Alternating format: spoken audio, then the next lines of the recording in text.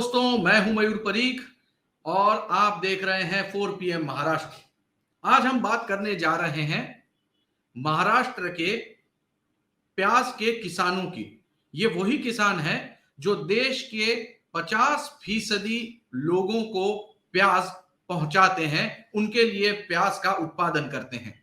आज वो रो रहे हैं, उनकी हालत खस्ता है और इसके लिए कौन जिम्मेदार है, मैं आपको पूरा स्टैटिस्टिक्स बताऊंगा, सारी घटनाओं को क्रम अनुसार बताऊंगा और तब हमें पता चलेगा कि प्याज के खेल में रोने वाले किसानों के पीछे असली मकसद राजनैतिक है और इसके पीछे निशाना अलग अलग पॉलिटिकल पार्टियां हैं। लेकिन ये सारी बात करने से पहले मैं आपको कुछ ताजा तस्वीरें दिखा देता हूं महाराष्ट्र के प्याज के किसानों की। ये देखिए तस्वीरें।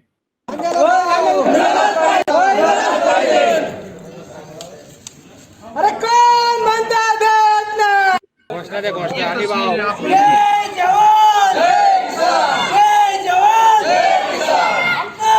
जवान जय जवान तो दोस्तों, इस समय महाराष्ट्र में जो प्याज के किसान हैं वो फंस चुके हैं नेताओं की आपसी पॉलिटिक्स में, फंस चुके हैं वो प्याज के खेल में। प्याज आज उन्हीं को रुला रहा है।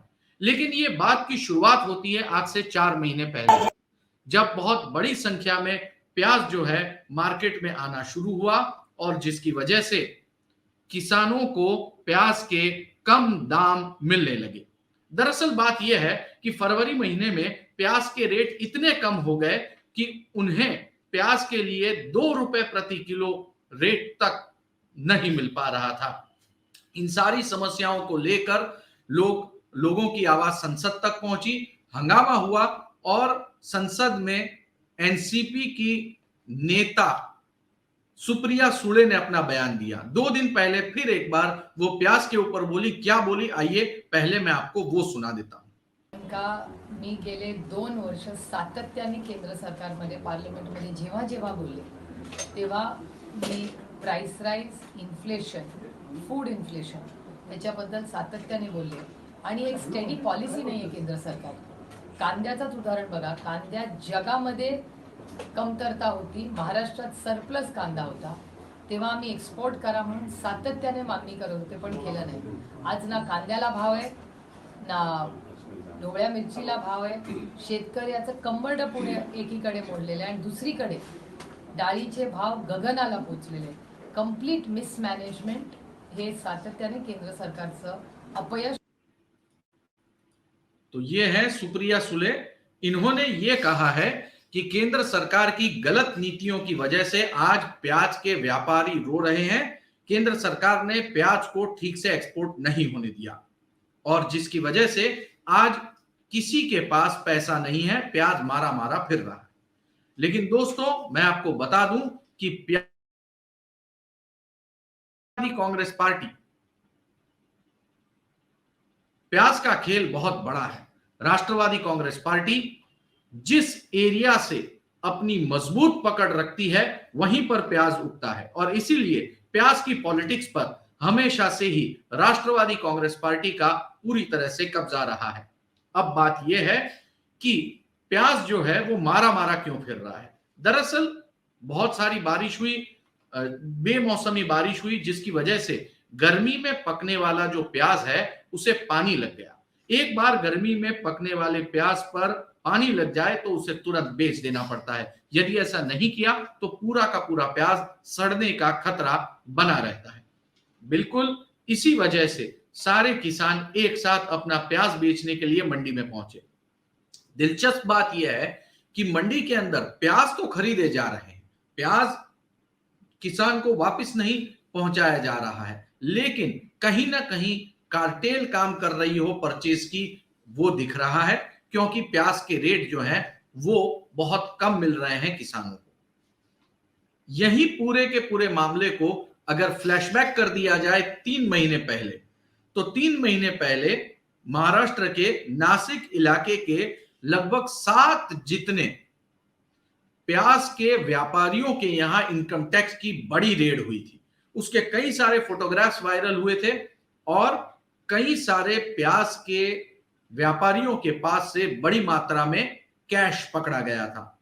ठीक इसके बाद अजीत पवार के बेटे पार्थ पवार की ऑफिस में भी आईटी की रेड हुई और वहां से भी कुछ कागजात मिले और वहीं से प्याज का ये खेल अपनी करवट बदल देता है।